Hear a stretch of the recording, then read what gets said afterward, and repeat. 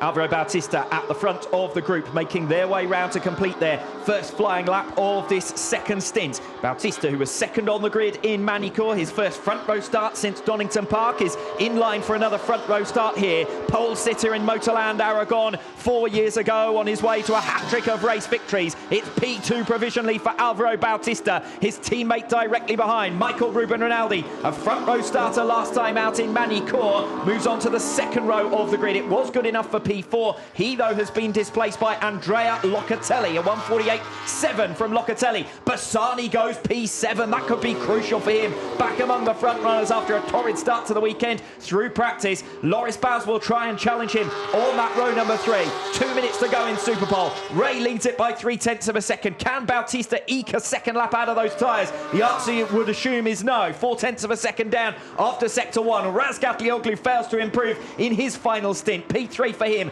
Locatelli, Rinaldi and Lecuona on the second row of the grid. Bassani, Gerloff and Baz on row 3. They've demoted Xavi Vieque down to 10th. Yeah, and for Alvaro Bautista on that final flying lap, we're being able to see once again in that final sector he's able to make up a lot of ground, but he was 6/7 of a second slower than Ray up to that point.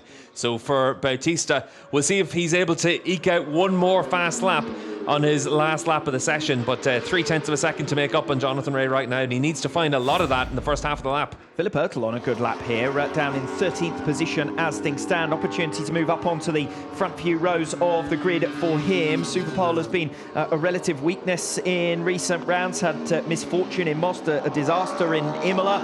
Manicourt a little bit better last time out, but if he could move up potentially onto row number 3, that would be a great result as far as he's concerned. Yeah, and he's faster than pretty much anyone in that final sector as well over the course of the day so far, so we'll see if Ertl's able to get himself up into the top 10. Remember back to the early stages of the season when he qualified P5 in Phillip Island, had a great weekend there at the Australian round. He goes P8 in the closing minutes of Superpole, or 1:49 exactly, so just over a second slower than Jonathan Ray's fastest time. Remy Gardner with a new personal best moves up into 9th. Garrett Gerloff then down in 10th position, but this could be good enough for a place on the second row of the grid. Our surprise pole sitter at Manicourt 2 weeks ago, Garrett Gerloff, went on to his best weekend yet with BMW. 2 top 5 finishes, and he has made a solid start to this weekend in Aragon as well. Again, a front runner throughout practice. Gerloff making his way then off the final turn. His previous best, a 1:49.169. It is an improvement, but not by enough to climb out of 10th position, so still the 4th row of the grid for Garrett Gerloff, who might have fancied after free practice that there was more potential than that. Yeah, and for Garrett, just lost a lot of time in that final sector, even compared to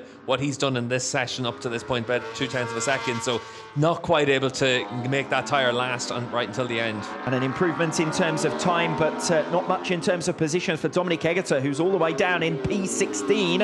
Alongside him, Brad Ray and Florian Marino. So no real improvement from Dominic Egerter, who, as you said, in the early stage of this session was out of position. Yeah, and just right now in these conditions, cool track temperature compared to what we will have later on in the day, but maybe the wind is just a factor. That has been an issue all the way through this weekend so far, because Bautista, I think he would have expected to be closer to Jonathan Ray than what he is. The bike yesterday in the windy conditions really was unsettled, so maybe Alvaro just not quite happy out there just because of the conditions, but he's not going to improve his lap time at the end of this session. You can see he cuts through on the Kawasaki, but it's all for naught at the end of the session. Yes, it's Jonathan Ray, Alvaro Bautista and Toprak Razgatlioglu up on the front row of the grid. Familiar trio on the front row here in Motorland Aragon, as they were a year ago, and that was the springboard, of course, for 2 victories for Alvaro Bautista, but 1 for Jonathan Ray. And Ray, more than 0.3 of a second faster than Alvaro Bautista, would wish that we were starting race 1 right now, I think,